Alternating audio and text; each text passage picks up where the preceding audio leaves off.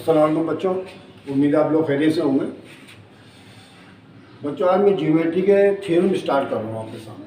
ठीक है, आज मेरा पहला थ्योरम होगा 9.11 है, जो आपकी किताब में मौजूद है। आप अपनी किताब खोल लीजिए ज़रा फटाफट। आप पेज नंबर निकालेंगे 183। ठीक है, सबसे पहला फर्स्ट, और ये हमारा यूनिट नंबर चल रहा है 9। ठीक है, यूनिट नंबर 9 में फर्स्ट प्रॉब्लम या फर्स्ट थ्योरम जो है आपका यही वाला है, और ये बड़ा मोस्ट इम्पॉर्टेंट है। आप इसकी प्रैक्टिस कीजिए। ठीक है, तो ये पहला मेरा फर्स्ट थ्योरम आपके सामने अपलोड होगा इंशाल्लाह, आप देखिएगा इसको। उससे पहले थ्योरम से पहले मैं कुछ बातें आपको टर्म्स बता दूं, ताकि आपको समझ में आ जाए। जब मैं आपके सामने थ्योरम बयान करूँ तो आपके सामने सारी बातें आ जाए। ठीक है, कुछ बातें हैं, उन बातों को मैं पहले बयान करना चाहूँगा। तो आप ये जितनी भी क्या नाम है आपको इंस्ट्रक्शन दी जा रही है ना, ये तमाम बातें आप जहन में रखिएगा, तो आपको सारे ये जो थ्योरम होंगे ना वो आपकी समझ में आते चले जाएंगे। ठीक है, तो शुरू करता हूँ मैं इसके बारे में। आप तो कुछ सिंबल देखे होंगे बेटा। ये क्या चीज़ है बच्चों? सर इसको इक्वल कहते हैं, हमने मैथ में पढ़ा हुआ है। क्या कहते हैं इसको? इक्वल। इक्वल माने बराबर। ठीक है, दो चीज़ों का आपस में एक जैसा होना इक्वल कहलाता है। ये तो उसकी डेफिनेशन होगी। अच्छा, अगर मैं ये अगर ये सिंबल लगा दूँ, इसका मतलब क्या हो जाएगा? सर इसका मतलब तो नॉट इक्वल, बराबर नहीं है, यानी दो चीज़ें आपस में बराबर नहीं है, इसका मतलब नॉट इक्वल होता है। ये नॉट इक्वल होगी। मैं स्टार्ट वहाँ से करा रहा हूँ जो चीज़ आपको पता है। ठीक है, वहाँ से स्टार्ट करा, ये चीज़ें आपको पता है पहले से, ज्योमेट्री से पहले ही मैथ में आपको पता है तमाम चीज़ें। अच्छा बच्चों, ये क्या चीज़ है? सर ये आपने हमें मैथ में कराया था, इसको बोलते हैं स्मॉलर देन या लेस देन। लेस देन या स्मॉलर देन, समझ गया?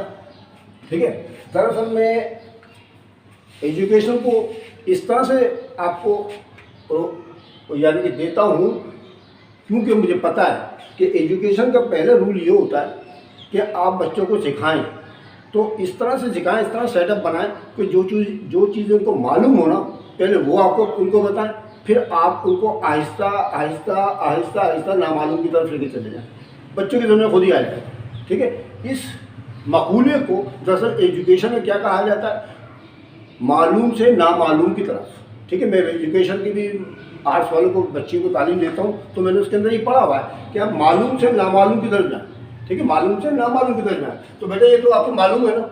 ठीक है, अभी मैं आपको नामालूम की तरफ लेके जाने वाला हूँ थोड़ी देर बाद। ये लेस देन कहलाता है। ठीक है, ये आप याद रखिएगा, क्योंकि अभी ज्योमेट्री में सब आएंगी। अच्छा, ये बच्चों ये क्या चीज़ है? सर ये ग्रेटर देन कहलाता है, हमें पता है, आपने बताया था ग्रेटर देन। ठीक है, ये आपको जो मैं बातें बता रहा हूँ अगर जहन नशीन कर लीजिएगा। ठीक है, ग्रेटर देन, सही है। अच्छा जी बच्चों, ये क्या चीज़ है? सर ये तो मैथ में हमने नहीं पढ़ा सर, ये तो हमने ज्योमेट्री में बचपन में पढ़ा था। सर क्या नाम है सर इसका? बेटा इसको एंगल कहते हैं। क्या कहते हैं इसको? ये एंगल की सिंबल है, एंगल। जैसे आप एंगल ए लिखना चाहते हैं तो इस तरह लिखेंगे, एंगल बी लिखेंगे तो इस तरह लिखेंगे, एंगल सी लिखेंगे तो ऐसे लिखेंगे। ठीक है, एंगल EANGLE एंगल की जो स्पेलिंग है ना, देखिए काफ़ी 5 इसमें लेटर आ रहा है ना, तो कुछ शॉर्ट में हम इस तरह लिख लेंगे तो बहुत मज़ा आएगा आपको। शॉर्ट में लिख दें इसको, ये सिंबल है इसकी एंगल की। ठीक है बच्चों, चलिए ये क्या चीज़ है बच्चों? सर ये क्या चीज़ है? ये तो हमने पहली मरतबा देखी सर, ये तो हमने पहली मरतबा देखी, मैथ में होती नहीं है। तो बट मैं आपको मालूम से नामालूम की तरफ ही तो लेके जा रहा था। अब आ गई नई चीज़, ये चीज़ें मैं आपको बता दी थोड़ी बहुत। ठीक है, बहुत से बच्चों को पक्की पता होंगी ये 5 चीज़ें। ठीक है। इसके अलावा प्लस का निशान, माइनस का निशान, मल्टीप्लाई का निशान, डिवीजन का निशान भी बच्चों को बचपन से ही पता है। लेकिन ये क्या चीज़ आ गई? नहीं सर, ये आप बताएं क्या चीज़? बेटा ये कहलाता है कॉन्ग्रुएंट। क्या कहलाता है ये? Congruent, GRUENT, GRUENT। सर ये क्या होता है कॉन्ग्रुएंट? कॉन्ग्रुएंट को बच्चों जैसा कि आप अपनी बुक खोल के देखें, आपको पेज नंबर 182 के ऊपर 2 कारों की तस्वीर नज़र आ रही होगी। मैं 2 कारें आपको दे रखी हैं, उनके कलर तो अलग अलग हैं, लेकिन लगता है मॉडल भी एक ही है और साइज़ भी एक है और शेप भी एक है, तो इनको कहते हैं कॉन्ग्रुएंट। ठीक है। कॉन्ग्रुएंट किसे कहते हैं? कॉन्ग्रुएंट के मायने होते हैं ऐसी फिगर जिसका साइज और शेप सेम, एक जैसा हो। जैसे आपको सामने कुछ 2 तस्वीरें बनी नजर आ रही हैं, कोशिश तो मैंने करी है कि एक जैसी बनाऊंगा। ठीक है। कोई लंबाई चौड़ाई कम की बढ़ती ना हो जाए, कम वेश ना कर सकूं, लेकिन इनको कॉन्ग्रुएंट कहेंगे। ठीक है। कॉन्ग्रुएंट, कॉन्ग्रुएंट का मतलब क्या होता है? कॉन्ग्रुएंट का मतलब ये होता है कि 2 आपको फिगर दे दी है, ठीक है, दोनों का साइज और दोनों का शेप सेम हो यानी यकसा हो, तो उसको कहते हैं कॉन्ग्रुएंट, और उसकी सिंबल होती है ये। अब आप ज्योमेट्री के अंदर आज से स्टार्ट कर लिया अपनी थ्योरम, अब आपको इससे बार बार साफा पड़ता रहेगा। जब ये ज्योमेट्री खत्म हो जाएगी ना, तो आप बिल्कुल पक्के समझ जाएंगे कॉन्ग्रुएंट कहते किसे। ठीक है। समझ आगे बात? ये कॉन्ग्रुएंट कहलाता है। ठीक है। कॉन्ग्रुएंट की अलामत है, मैंने आपको बता दिया। अच्छा, ये कॉन्ग्रुएंट कहलाता है। उसके अलावा कुछ और इसके भी सिंबल आने वाली है। मिसाल के तौर पर ये क्या चीज़ है बच्चों? सर ये भी कोई नई चीज़ ही लग रही है मेरे को, मैथ में तो नहीं थी है सर। हमने बचपन में एरिया पढ़ा था, area of the rectangle, area of the triangle, है ना, तो उसमें कुछ ऐसी एरिया को इससे डिनोट करते थे हम लोग। नहीं बेटा, ये एरिया वेरिया नहीं है, अभी फिलहाल ये एरिया नहीं है, ये अलामत है ट्राइंगल की। क्या? ट्राइंगल की अलामत है। आई समझ में? ट्राइंगल को इससे ज़ाहिर करेंगे। समझ आ गया? अच्छा, अब आप एक इधर तो और मैं आपको इसकी एग्जांपल बताता हूँ। मिसाल के तौर पर आपको दे रखा है, इस तरह से लिखा होगा ABC ट्राइंगल PQR, इस तरह से लिखा होगा। तो इसको पढ़ेंगे कैसे? ट्राइंगल ABC, ट्राइंगल PQR, इसको इस तरह पढ़ेंगे। यानी देखिए ना, ज्योमेट्री में इन लोगों ने ये सिंबल लगा के शार्ट कर दिया काम। अब उन्हें लिखना नहीं पड़ेगा TRING ट्राइंगल ABC और फिर TRING ट्राइंगल PQR, बस ये इनकी सिंबल दे दी उन्होंने ज्योमेट्री की। लो आप इनको ट्राइंगल पढ़ेंगे, क्योंकि जैसी फिगर आपके सामने आएगी आपने फौरन ट्राइंगल पढ़ना है। समझ में आ गया? अच्छा बेटा, ये बीच में एक और अलामत आ गई, ये एक और सिंबल पैदा कर दी मैंने। अरे ये क्या चीज़ है? आप बताएं बच्चों। सर हमें तो नहीं पता, हम तो जिंदगी में पहली मरतबा देखी, इस तरह तो देखा हमने सर। इसको एरो कहते हैं। सर ये दोनों तरफ एरो, तो इसका मतलब क्या होता है बताइएगा जरा सर, आप बताएं। यार मैं बता देता हूँ, आपको फिक्र नहीं करें बेटा। इसको इंग्लिश में बोलते हैं कॉरेस्पॉन्डिंग। क्या कहते हैं इसको? Corresponding, CORRESPONDING।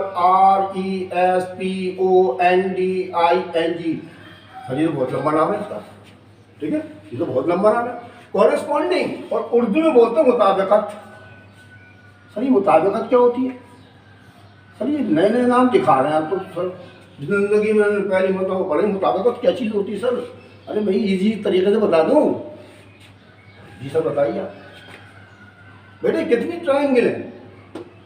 सर ये 2 लग रही है, एक ये वाली और एक ये वाली, 2 लग रही है सर।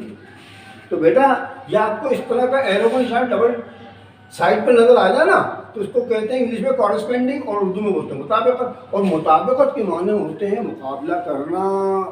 अरे अब आया समझ में आपकी, मुकाबला करना, इन दोनों का मुकाबला करना है, कौन जीतेगा? बेटा जीतने और हारने का कोई सवाल पैदा नहीं होगा। मैं मुताबिकत का मतलब मुकाबला इसलिए लफ्ज़ इस्तेमाल कर रहा हूँ कि इन दोनों का मुकाबला करना पड़ेगा कि इन दोनों ट्राइंगल, मिसालों पर ये देखें ABC और PQR, मैंने इसी के नाम लिखे हैं। इन दोनों में कौन कौन सी चीज़ें एक जैसी हैं, कौन कौन सी चीज़ें एक जैसी हैं, कौन कौन सी चीज़ें एक जैसी नहीं हैं, ये कहलाती है मुताबिकत उर्दू में, इंग्लिश में कॉरेस्पॉन्डिंग और उसका मैं भी लफ्ज़ इस्तेमाल करके मुकाबला करना। इसको कंपैरिजन भी कह सकते हैं आप, ठीक है। कंपैरिजन, मवाजना करना। मवाजना माने दोनों में डिफरेंस देखना कि दोनों में क्या क्या चीज़ें एक जैसी नहीं है। अब आगे तो कई अल्फाज हैं, देखिए इसके लिए कॉरेस्पेंडिंग इंग्लिश में कंपैरिजन भी कह सकते हैं, इसको मुताबिकत भी कहते हैं, ये फारसी का लफ्ज़ है, और उर्दू में मुकाबला कह दिया मैंने आपको, ठीक है ना। बस तो चुनाचे ये आपकी जो वाली अलामत भी समझ में आ गई, समझना इसको क्या कहते हैं, कॉरेस्पॉन्डिंग। तो आप किस तरह पढ़ेंगे, ठीक है, कि ट्राई एंगल कॉरेस्पॉन्डिंग पहले पढ़ना पड़ेगा आपको, corresponding of triangle ABC and triangle PQR, इस तरह पढ़ना पड़ता है ये, ठीक है। पूरे की पूरे सेंटेंस है ये, सेंटेंस को इसने अलामती तौर पर लिख दिया। क्या पढ़ेंगे इसको कि कॉरेस्पॉन्डिंग ऑफ, ठीक है, corresponding of triangle ABC and triangle PQR, यानी उर्दू में हम इस तरह कहेंगे ट्राइंगल ABC और ट्राइंगल PQR में मुवाजना करने पर, मुताबिकत करने पर या कॉरेस्पॉन्डिंग करने पर, तो इसको कहते हैं ये वाली अलामत। तो अब आगे से ना ये अलामत आपके सामने आएगी ना, तो बेटा ये आपकी समझ में फटाफट आ जाए, ठीक है, समझ में आ गए। तो ये सर, ये तो समझ में आ गया हमारी। अब क्या करें, अब कैसे करेंगे सर आप, चले ऐसा करते हैं कि आज के लिए इतने काफ़ी है ना, ठीक है ना। ये तो होंगी थोड़ी सी बातें इसके मुताल्लिक जो हमें सारे थ्योरम पढ़ने, सारे के सारे थ्योरम पढ़ने, उसमें तो लाजमी तौर पर तमाम बातें आएंगी। अब जो आज का थ्योरम है ना, आज का थ्योरम है, उसके मुताबिक थोड़ी सी बातें। चले बच्चों, थ्योरम 9.11 है ना, यही नहीं बल्कि जितने भी आप थ्योरम पढ़ेंगे उनका बनाने का तरीका, उनको याद करने का तरीका मैं आपको बताने लगा। क्योंकि थ्योरम, कुछ थ्योरम जो है आपको छोटे छोटे होंगे और कुछ थ्योरम लंबे लंबे भी होंगे, काफ़ी लंबे लंबे लेंथी साइड में होंगे। तो आप बोलेंगे अरे ये क्या मुसीबत आ गई, इनको याद कैसे करें, इसमें तो सबके सब सिंबल ही सिंबल भरी हुई, समझ में नहीं आ रहा कैसे करें। तो मैं उसको आपको याद करने का तरीका बताऊँगा। अभी देखें, स्टेप बाय स्टेप करेंगे काम आप, क्योंकि मेरा फर्स्ट थ्योरम है ना ये, तो इसलिए मैं बड़ी एहतियात के साथ आपको समझाने की कोशिश करता हूँ, ठीक है। सबसे पहले अपनी बात सुन लें। बात ये क्या सुन लें कि कोई भी थ्योरम को आपने प्रूव करना है, साबित करना है किसी भी शय को, भले वो एंगल ही क्यों ना हो, भले वो साइड ही क्यों ना हो, तो उसमें आप क्या करेंगे कि आप सबसे पहले उसका स्ट्रक्चर ज़हन नशीन करेंगे। स्ट्रक्चर करने के लिए सबसे पहले आपको थ्योरम तो गिवन कर दिया जाएगा,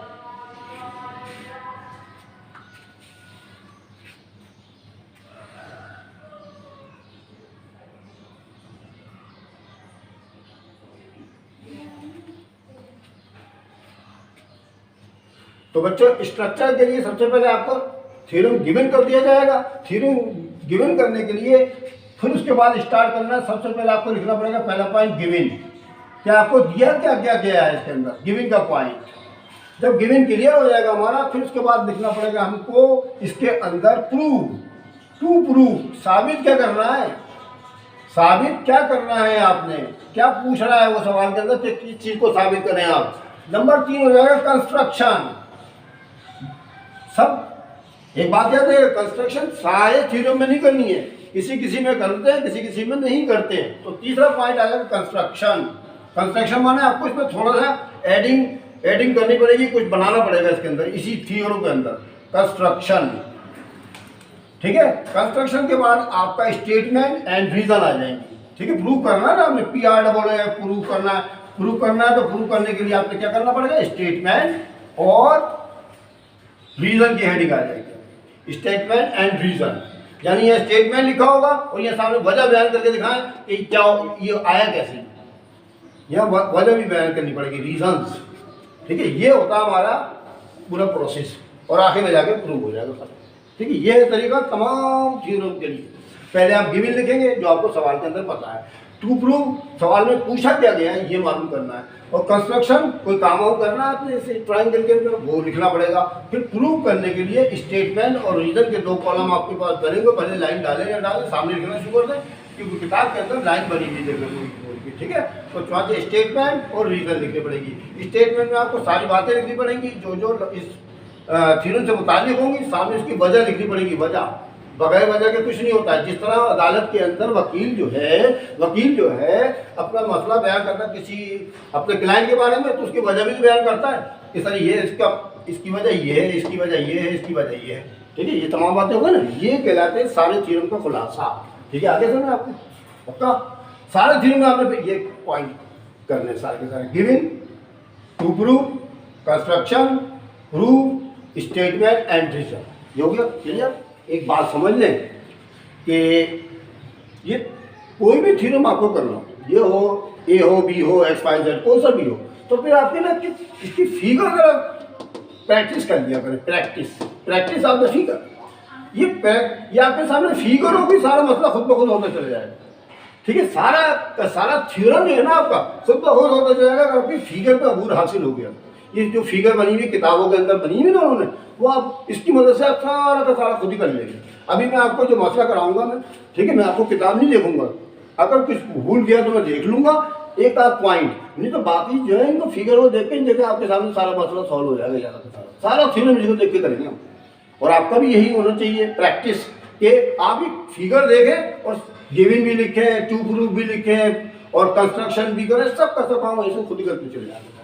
तो ये कहलाती है महारत। तो आपको को महारत पैदा करनी पड़ेगी। मैं इतना बड़ा माहिर तो नहीं हूँ, मैं इतना बड़ा क्या नाम है रियाजीदान तो नहीं हूँ, लेकिन मैंने थोड़ा बहुत याद कर रखा अपने दौरे तालीमी दौर के अंदर, वही मैं आपको बयान कर रहा हूँ। तो चला जैसे मेरे टीचर ने मुझको कराया, मैं आप लोगों को करा रहा हूँ। तो आपका फर्ज ये बनता है कि जैसे मैंने किया ना, अपने टीचरों की कहने पर अमल आप भी कीजिएगा। चलो स्टार्ट करते हैं। ये फिगर आपके सामने बनी हुई है। पहले हम आपको थ्योरम पढ़ के सुनाते हैं। थ्योरम में क्या लिखा है, चलो मेरे अपनी बुक निकालें, निकाल ली सर। लिखा है in any correspondence of two triangles, किसी भी दो ट्राइंगल्स की मुताबिकत में, किसी भी दो ट्राइंगल का मुकाबला करने में। अभी देखिए कॉरेस्पेंडेंस का मैंने बताया था, कॉरेस्पेंडिंग का।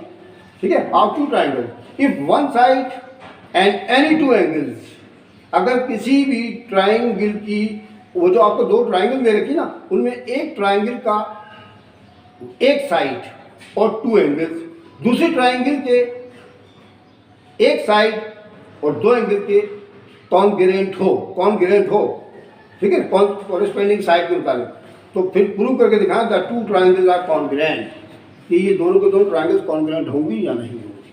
ठीक है, कॉन्ग्रुएंट होंगी या नहीं होंगी। अभी बेटा मैंने कॉन्ग्रुएंट का लफ्ज़ बताया था आपको, ठीक है, कॉन्ग्रुएंट का लफ्ज़ बताया था ना। तो अभी आप एक चीज़ और देख लीजिए, मेरे को उसको भूल गया था करना, अब हम आपको बता दें। मेरा कॉन्ग्रुएंट कहते हैं जब भी आपको दो ट्राइंगल कॉन्ग्रुएंट करनी हो, तो इसका मतलब ये होता है कि देखें आप हर ट्राइंगल के अंदर ए बी और सी 3 एंगल्स है नहीं है इसके अंदर। अच्छा, इसमें भी और इसमें भी, दोनों में है ना। अच्छा, 3 साइड भी है आपको इसके अंदर, ए बी, ए सी और बी सी। इसी तरह इसमें पी क्यू, पी आर और क्यू आर, साइड 3 साइडें और 3 एंगल्स, दोनों ले रखे ना हम लोग। तो कॉन्ग्रुएंट का मतलब क्या होता है? कॉन्ग्रुएंट का मतलब ये होता है कि इनकी तीनों साइडें और तीनों एंगल्स, दोनों ट्राइंगल्स के इक्वल करके दिखाया, इक्वल करके दिखाया। ठीक है, आपको 3 चीजें दे दी जाएंगी, 3 चीजें खुद मालूम करके दिखाया।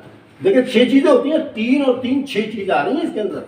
ठीक है, 6 चीजें आ रही हैं। तो चाहते देखिए 1 2 3 चीजें ही हैं। अब एक चीज की छोड़ दी इन्होंने, अब 3 चीजें इसके दे दी, एक चीज की छोड़ दी, तो बाकी चीजें आप खुद करके दिखाएंगे, खुद करके दिखाना भाई।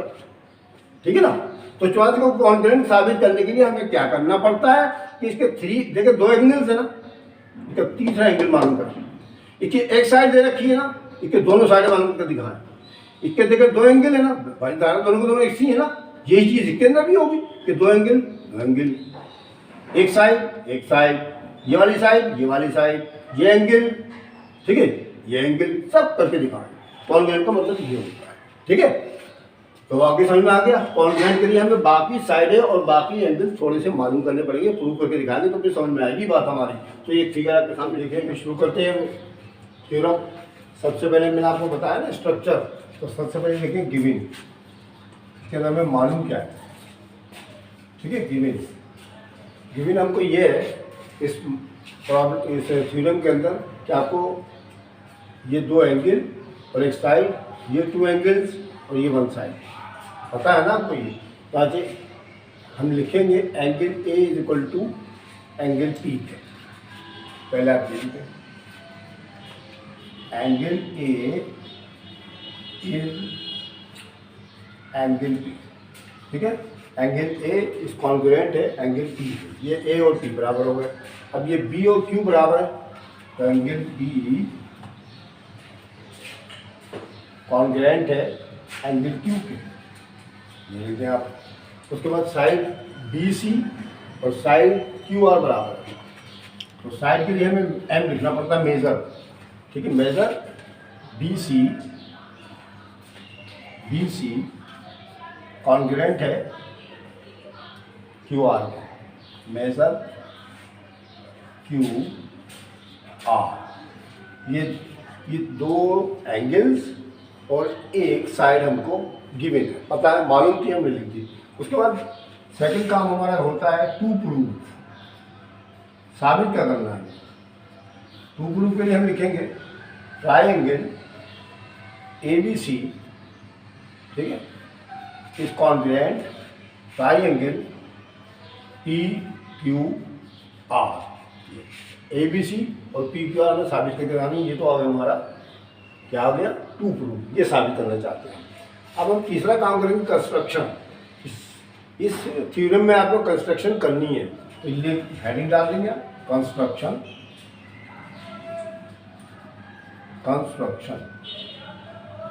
ये हेडिंग डालेंगे। अब कंस्ट्रक्शन में क्या लिखना है आप जरा समझ लें, आप अच्छी तरह समझ लें, सारा मसला आपको समझने में पूरा आता चला जाएगा। लाइन टू लाइन करा रहा हूँ, स्टेप बाय स्टेप, ठीक है। कंस्ट्रक्शन में आपको ये करना पड़ेगा कि ये आपको ट्राइंगल पी क्यू आर है ना, इसमें आप एक पॉइंट ले लें पी डैश, ठीक है, पी डैश काय के पी क्यू के ऊपर, पी क्यू के ऊपर, और इस पी डैश को आर से मिलाना पड़ेगा आपको। तो पहले मैं लिख दूं, फिर आपको इसको करके दिखाता हूँ, ठीक है। ट्राइंगल में लिखना पड़ेगा आपको कि take a point,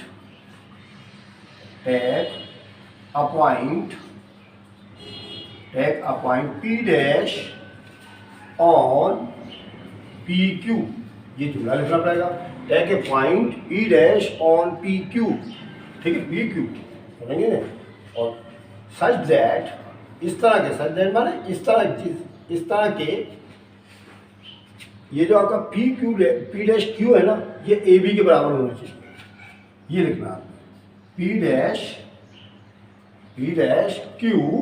dash Q बराबर ए बी, ये दोनों बराबर होनी चाहिए आपके, या कॉन्ग्रुएंट भी लें आप, ठीक है। ए बी की जितनी पैमाइश है ना, ये पी डैश के क्यू के बराबर ले लिया आपने, ठीक है। ये आपने कंस्ट्रक्शन करी है और ये सपोज किया, याद रखिएगा, ठीक है, सपोज किया है, ठीक है, सपोजिशन करी हमने ये, ठीक है। अच्छा जी, take a point P dash on P Q such that P dash Q is congruent A B के बराबर, एंड ज्वाइन कर दें आप इसको, ठीक है, पी डैश को आप आर से ज्वाइन आर, ठीक है। ये लीजिए आपका काम हो गया, ये करना है आपका कंस्ट्रक्शन। अब मैं करने लगा, पी डैश लिया मैंने और इसको ज्वाइन भी कर दिया मैंने, इसको आर से मैंने ज्वाइन कर दिया, ठीक है। इस तरह क्या करो, फिगर बन गई। अब आप एक बात पे गौर करें, क्या अब हमारे पास देखें, पहले पी क्यू आर थी ना, अब हमारे पास एक नई मुसल्लस वजूद में आ गई है, पी डैश क्यू आर, ठीक है, पी डैश क्यू आर। पुरानी वाली थी पी क्यू आर, अब इसमें पी डैश क्यू आर है आपके पास, ठीक है। ये आपने सपोज कर लिया, कंस्ट्रक्शन भी करके दिखा दिया, समझ में आ गया आपकी। ये लिखने के बाद आपने अब इन दोनों का, पहले ए बी सी और पी क्यू आर पुरानी वाली, दोनों का आपने करना है मुकाबला, ठीक है, मुताबिकत करनी है आपकी। तो मैं मिटा देता हूँ, ठीक है, ये मैं मिटा देता हूँ, आप इसको देख लीजिएगा, समझ लीजिएगा, ठीक है। अब मैंने करना प्रूफ, आखिरी काम है मेरा, यहाँ लिखेंगे स्टेटमेंट और यहाँ लिखेंगे रीजन, ठीक है, रीजन, बस वजूहात लिखेंगे, ठीक है। स्टेटमेंट में सबसे पहले देखिए स्टेप बाय स्टेप करा रहा हूँ मैं, यहाँ तक का काम आपकी समझ में आ गया। अब मैंने स्टेप नंबर 1 लिया इसको, पहले मैं लूँगा ए बी सी और पी क्यू आर पुरानी वाली, जिसमें मैंने कंस्ट्रक्शन नहीं करी थी, वो लेके चलनी है, याद रखिएगा, इस तरह से याद करते हैं ये, ठीक है। तो हम in triangle A B C corresponding triangle PQR। ठीक है, मैं आपको समझा रहा हूँ ना, पुरानी वाली लेके चलिए जब तक हमने कंस्ट्रक्शन नहीं करी थी पुरानी वाली। ठीक है, ABC और PQR में देखेंगे क्या क्या चीज़ एक जैसी है। देखिए बेटा, इसमें आपने देखा था ABC में एंगल B एंगल Q के बराबर था, एंगल A एंगल P के बराबर था। लिखा था ना मैंने, गिवन में लिखा हुआ था, मैंने आपको पहले भी लिख के दिखाया मैंने। तो यहाँ पर लिखेंगे ABC और PQR की मुताबिकत में क्या करना हमने, पहले एंगल A बराबर है एंगल P लिख देंगे, एंगल A एंगल P के बराबर है, एंगल B एंगल Q के बराबर है, एंगल Q के बराबर है। ठीक है, अब इसकी वजूहात भी तो लिखनी है सामने। एंगल A बराबर एंगल P कहाँ से आ गया भाई, ये आपने कहाँ से लिखा है, तो आप लिखिए वजूहात, रीजन लिखें गिवन, ये गिवन में मौजूद था हमारे पास, पीछे लिखा ना, आप डाल लें पीछे, गिवन से निकाला मैंने। अच्छा, एंगल B और एंगल Q, एंगल B और एंगल Q कैसे बराबर है भाई, इसकी वजह भी लिखेंगे आप, गिवन लिख देंगे आप। ठीक है, अच्छा, जब ये बातें हो गई, दोनों एंगल हमको गिवन में दे दिए गए थे, तो हमेशा याद रखें, एक मसला याद रखें कि किसी भी ट्राइंगल का, चाहे ट्राइंगल कोई सी भी हो, देखें ये हो, इस तरह की हो या इस तरह की हो, कोई सी भी हो, तीनों एंगल जो होते हैं ना, इनके तीनों एंगल, मैंने पहले भी बता रखा आपको, तीनों एंगल का सम जो होता है ना, मजमूआ, वो 180 डिग्री होता है। कितना होता है, 180 डिग्री होता है। अब बताएं, यहाँ पर आपको दो एंगल जो दे दिए गए, एंगल A और B, फर्स्ट के इस फिगर में आ जाए आप, एंगल A और B बराबर है, या इसके अंदर मैं एक तस्वीर बना के आपको वजाहत कर दूँ तो फटाफट लिख दूँगा इसको पहले। ठीक है, ये लीजिए, मैंने एक एंगल ये बना दिया आपके सामने, इस तरह से करके। ठीक है, ये आ गया एंगल A, ये आ गया एंगल B और ये आ गया एंगल C। अब ये फर्क किया 40 डिग्री का है। ठीक है, और ये है फर्क किया 70 डिग्री का। 70 और 40 कितने हो गए सर, 110 हो गए। तो ये कितने का होगा, तीनों का मजमूआ 180 आना चाहिए। मैंने आपको साबित कर पहले बता चुका हूँ कि किसी भी ट्राइंगल के तीनों एंगल का मजमूआ 180 से ना कम ना ज़्यादा, पूरा आना चाहिए। ठीक है, 40 70 100 और 110 हो गया। 110 में कितना कम है 180 लेके आने में, सर 70 कम है, तो 70 ये के बराबर हो गया। ठीक है, तीनों का मजमूआ 180 आ गया ना भाई, 70 70 40 140 ये आ गया। अब करें, अब हमने करना है ट्राइंगल को कॉन्ग्रुएंट। तो बेटा 40 अगर ये है तो 70 ये है, फर्क है 40 ये है, ये 70 है, 40 ये है 70 ये भी होगा ना। तो बेटा ये कितने का बचा, 70 का नहीं बचा। तो हमेशा याद रखें कि तीनों ट्राइंगल, तीनों एंगल्स का मजमूआ जो है 180 डिग्री आना चाहिए। अब दो एंगल तो आपको पता है, तीसरा मालूम करना है। तो इसके लिए फार्मूला भी बाद में आने वाला है कि अल्फा जमा बीटा जमा गैमा बराबर 180 डिग्री के होता है, या एंगल A जमा एंगल B जमा एंगल C बराबर होता है 180 डिग्री के। अब दो तो आपको पता है, तीसरा मालूम करना है। तो बेटा दो आपको ट्राइंगल दे दी गई है, एक ये है और एक ये है। तो एंगल A और एंगल B की कीमत 40 जमा 70 लिखी है, तो 180 में से 110 निकालेंगे 70 ही बचा ना, इसमें भी और इसमें भी, दोनों में एक जगह होगा ना। तो हमेशा याद रखें, अगर दो एंगल कॉन्ग्रुएंट हो किसी एक ट्राइंगल के अंदर, ठीक है, किसी एक ट्राइंगल के अंदर, तो याद रखें तीसरे एंगल के कॉन्ग्रुएंट होगा, लाजमी तो होगा। कोई मैंने आपको साबित करके दिखा दिया है। ठीक है, अब मैं यहाँ क्या लिखने वाला हूँ, याद रखने की बात है। क्या याद रखने की बात है, याद रखिएगा कि मैंने जो पहला स्टेप उठाया ना कि ट्राइंगल ABC और ट्राइंगल PQR के अंदर एंगल A बराबर एंगल P के, एंगल B बराबर एंगल Q के, तो एंगल C बराबर हो जाएगा किसके बला, एंगल R के, एंगल R के। अब कोई पूछेगा मैं इसकी वजह क्या है, क्या लिख के दिखाओ। ठीक है, तो आप लिखिएगा टू एंगल्स और कॉन्ग्रुएंट। बस दो एंगल कॉन्ग्रुएंट थे ना, तो तीसरा खुद ही हो गया, बस ये वजह लिखेंगे। ठीक है, टू एंगल जो थे ना, इसके ट्राइंगल के, दोनों ट्राइंगलों के कॉन्ग्रुएंट थे, इसलिए तीसरा भी खुद बखुद बराबर हो गया। ये लीजिए आपका पहला स्टेप खत्म। ठीक है, हो गया नहीं हो गया। ठीक है, उसके बाद हम क्या करेंगे, जब ये हो जाएगा, अब एक बात देखें, अब एक नोटिफाई, एक इम्पोर्टेंट बात देखें। ये क्या एंगल B है, देखिए एंगल B है ना, एंगल A, दो है ना, एंगल A एंगल B है ना, ये मौजूद है हमारे पास, दोनों के दोनों मौजूद है ना, ठीक है। और एंगल सी है, होगा नहीं होगा, जब ये दोनों बराबर है तीसरा खुद ही बराबर हो गया। एंगल ए की जगह पी, एंगल पी है, एंगल क्यू है, एंगल आर है, ये भी बराबर हो जाएगा। तो किसी भी ट्राइंगल की तीनों एंगल दूसरी ट्राइंगल के तीनों एंगल के बराबर होगी, तो फिर क्या हो जाता है, वो हो जाती है ट्राइंगल मुसल, यानी कि जितने भी ट्राइंगल्स होती हैं दोनों की दोनों, वो हो जाती है कॉन्ग्रुएंट। तो चुना चाहिए, यहाँ पर हम लिख देंगे, 3 नुक्ते डालेंगे यहाँ पर ऐसे करके, और ये देंगे triangle ABC is triangle PQR। तीनों एंगल बराबर थे तो तीनों सारे ही बराबर होंगे, ठीक है, ये आ गया आपको, ठीक है। अब यहाँ पर लिख दीजिएगा कि तीनों एंगल्स है ना, ऑल एंगल्स कॉन्ग्रुएंट, सारे एंगल जो थे कॉन्ग्रुएंट थे, ठीक है। यहाँ तक तो हमारा काम खत्म हो गया, ठीक है, यहाँ तक काम खत्म हो गया। अब हम लेंगे, अब हम मुकाबला करना, अब हम मुकाबला करेंगे दूसरे स्टेप के अंदर। दूसरा मुकाबला क्या करना है हमने, अब हमने लेना है ए, बल्कि ये जो आपने देखना PQR और P-QR, इनका मुकाबला करेंगे आपस में, ठीक है। P-QR और PQR का मुकाबला करेंगे। उसके लिए हम क्या करेंगे देखते हैं, ठीक है। अब हम मुकाबला करेंगे बेटा ABC और P-QR, यहाँ लिखेंगे इन ट्राइंगल ABC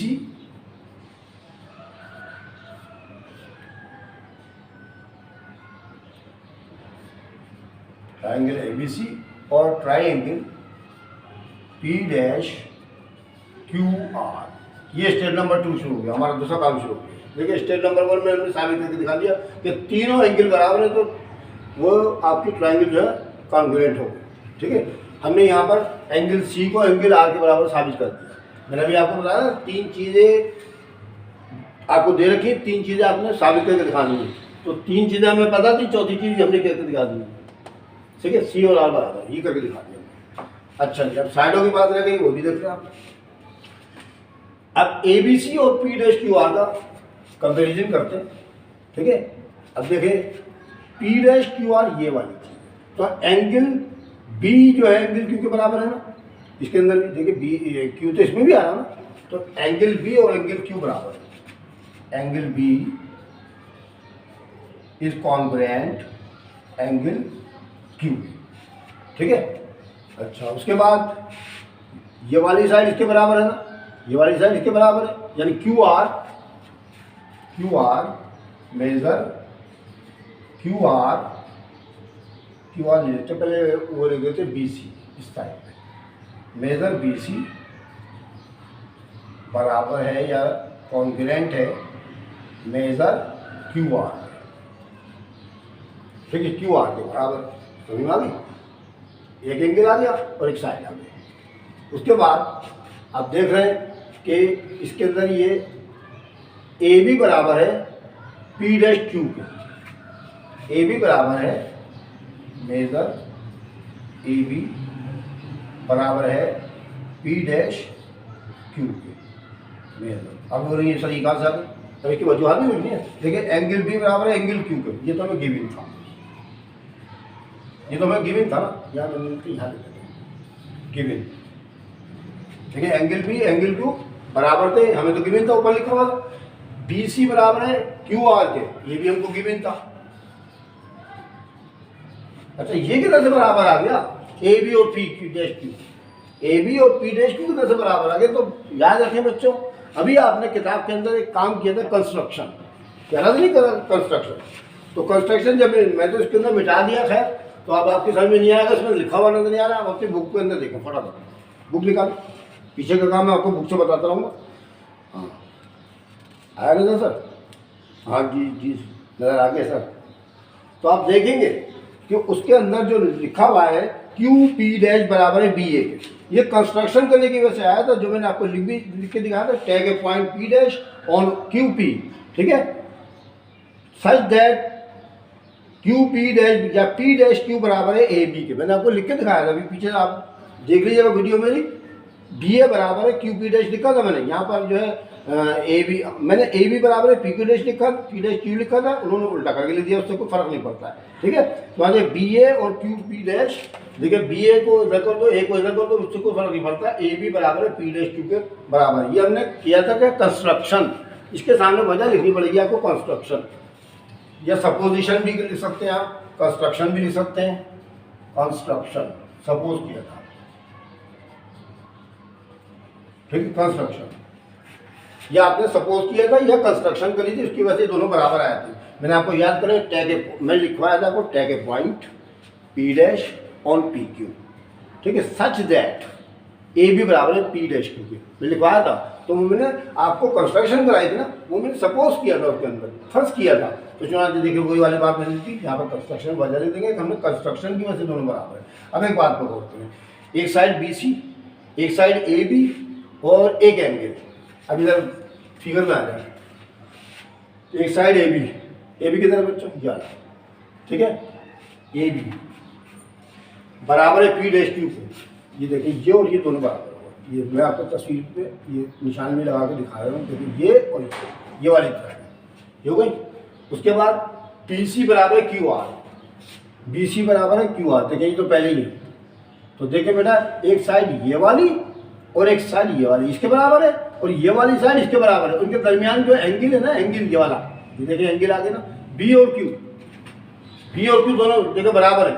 तो याद रखें कि अगर एक ट्राइंगल के दो साइड है और उनका दरमियानी जिला, दो साइड है और उनका दरमियानी जिला, दूसरी के दो साइड है उनके दरमियानी जिले के बराबर हो जाए तो ट्राइंगल कॉन्ग्रुएंट हो जाती है।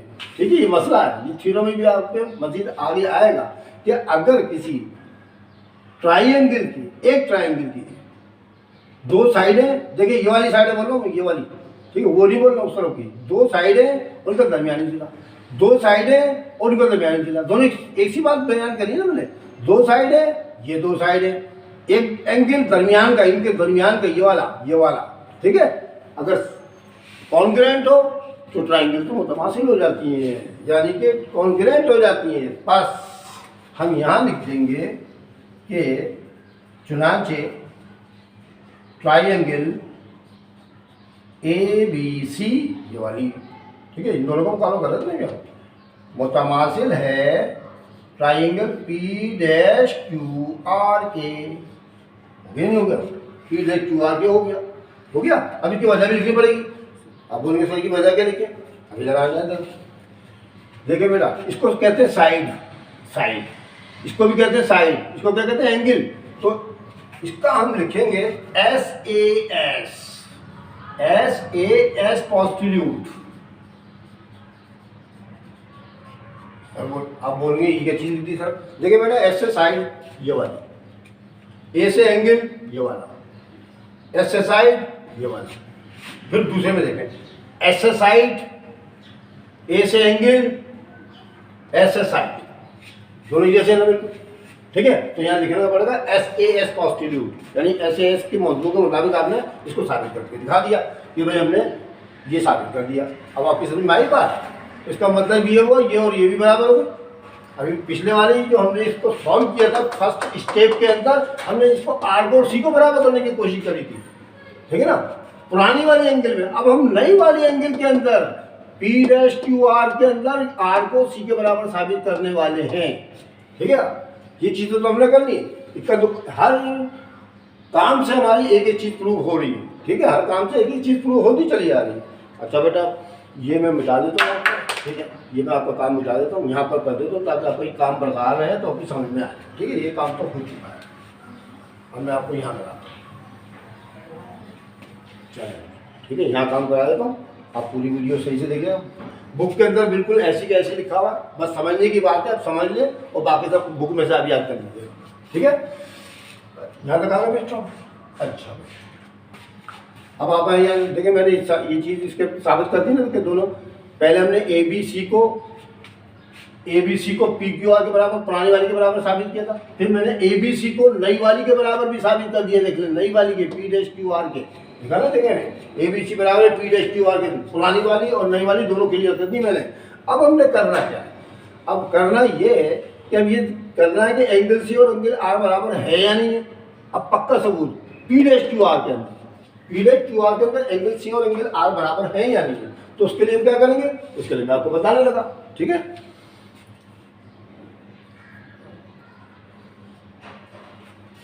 यहां कर देते हैं। चलिए, एंगल C, एंगल C इसके बाद ही करना, आप नहीं अलग काम, इसके बाद ही लिखा हुआ किताब के अंदर। एंगल C मुतमासिल है P-QR के, P-Q नहीं P-R की, ठीक है। P' ये लिखा हुआ, R बीच में, सेंटर हमें यह एंगल करना ना, P'-R-Q के, P'-R-Q के, ठीक है। इसके अंदर इसकी वजह लिखेंगे कैसे बराबर है। अभी मैंने आपको ट्रायंगल साबित करके दिखाई, अभी मैंने आपको ट्रायंगल साबित करके दिखाई है कि ABC और P'-Q सब बराबर है ना, तो इसकी हर चीज बराबर होगी। ये एंगल C R के बराबर होगा, एंगल Q P के बराबर होगा, एंगल P एंगल A के P' एंगल A के बराबर होगा, ये वाली साइड इसके बराबर होगी, ये वाली साइड इसके बराबर होगी, ये वाली साइड इसके बराबर होगी, सब चीजें साबित हो गई बच्चों। तो जांच हम क्या लिखेंगे, प्रूव्ड अबव, प्रूव्ड अबव, अभी अभी किया पीछे प्रूव्ड ये किया इस जगह पर। ट्रायंगल पूरी की पूरी सॉल्व कर दी ना मैंने, तो ये प्रूव्ड अबव कर दिया मैंने। यहाँ पर प्रूव्ड अबव लिख सकते हैं, या फिर ये भी लिख सकते हैं कि कॉन्ग्रुएंट ट्रायंगल्स, कॉन्ग्रुएंट ट्रायंगल्स, ये दोनों कॉन्ग्रुएंट ट्रायंगल्स थी, एंगल C एंगल P'-R। अब अगले जमले में क्या लिखा बच्चा, बट लेकिन एंगल C मुतमासिल था पहले पुरानी वाली ट्रायंगल के अंदर, पुरानी वाली ट्रायंगल, ये नहीं, ये पुरानी वाली जो बनाई मैंने, दो बन चुकी है ना, एक तो नई वाली ये P'-QR थी नई वाली, और पुरानी वाली PQR थी ना। PQR में क्या था, PQR में था कि एंगल C R के बराबर था ना, तो हम क्या लिखेंगे, एंगल PRQ, PRQ, ठीक है। लेकिन एंगल C तो इसके बराबर था पुरानी वाली ये। अब आपने ये लिख दिया, ये आपने सॉल्व कर लिए, पहले प्रूव्ड होगा को कर चुके हैं। अब ये एंगल C जो है PRQ को बराबर था लेकिन पहले, तो अब देखिए बात करें एंगल C और एंगल C दोनों एक जैसे आ गए ना। तो आपने एक मेथड पढ़ा हो कंपैरिजन करने पर, कंपैरिजन में क्या होता है कि इसके LHS साइड खत्म, ये दोनों साइड बराबर आए, ये दोनों साइड बराबर हैं। जब एंगल C इसके बराबर था तो एंगल C इसके बराबर था, तो ये दोनों के दोनों आपस में बराबर हो गए। क्या मतलब, P'-R'-Q दोनों बराबर हो गए। यानी हमने जो काम किया था, देखिए सपोज किया है, और देखिए एक बात याद रखा, ये जो है बराबर जब ही साबित हो सकती है जब ये दोनों के दोनों P' और P जो है दोनों के दोनों कोइंसाइड होंगे। ठीक है, मैं भी वजह लिखूंगा इसके, ठीक है, एंगल C इसके बराबर होगा, ठीक है। तो लिखेंगे P'-R कोइंसाइड, एक ही पॉइंट के ऊपर होती है कोइंसाइड, ये बता दीजिए। अब क्या करेंगे, ये P'-R और PR दोनों बराबर हो गए, ये तो कॉमन है ना दोनों के अंदर। P'-R बराबर हो गया P'-R के बराबर, ठीक है। P'-PR बराबर हो गया, देखिए P'-R और PR दोनों बराबर हो, देखिए दोनों के दोनों साइड बराबर हो गए, ठीक है। जब PR इसके बराबर था तो ये AC के खुद ही बराबर हो जाएगा, ठीक है ना। चुनाचे अब क्या लिखेंगे, P'-R बराबर है PR के। चुनाचे इसके अंदर जो हमारे पास नई चीज आएगी वो हो जाएगा, AB बराबर है, देखिए AB बराबर है PQ के, ये आप लेते हैं, ये साइड आ गया, ठीक है। AB और PQ आपस में बराबर होगा, ठीक है, समझ में आ गया बात है। क्योंकि P और P' जो है कोइंसाइड है ये, ठीक है, हमने फर्ज किया हुआ, ये होती नहीं है बराबर, ये फर्ज करने पर हुई हमारे, ठीक है, BC और Q के। अब हम इसको यहाँ तक ख़त्म करने के बाद आखिरी स्टेप करेंगे इसका, क्योंकि लेंदी है ना ये बच्चों मसला, ठीक है। एक आखिरी स्टेप और रह गया, बस आपका काम खत्म, सब चीज़ें सबूत होने वाली है। नाउ, ठीक है, नाउ इन ट्राइंगल ABC और ट्राइंगल PQR, अब फिर पुरानी वाली लेंगे दोनों नए से, फिर पुरानी वाली लेंगे। अभी देखें, पहले फर्स्ट टाइम में क्या पुरानी वाली दोनों के दोनों, सेकंड टाइम में हमने ABC के साथ ना नई वाली का मुकाबला किया। अब हम फिर तीसरी मरतबा में, तीसरे स्टेज में इसका और इसका पुरानी वाली का फिर मुकाबला कर लेते हैं। चलो स्टार्ट करते हैं। अच्छा भाई, पुरानी वाली हुआ, ठीक है, नई वाली का खत्म। नई वाली को हमने साबित कर दिया, P' बराबर है, यानी P' और P बराबर है दोनों को दोनों, और कॉइंसाइड की वजह से होंगे, याद रखिएगा, ठीक है। अच्छा, फिर उसके बाद हम लिखेंगे कि एंगल A बराबर है, एंगल A बराबर है एंगल P के, ठीक है। एंगल आप साइड को ले लेते हो, ठीक है। साइड है हमारे पास AB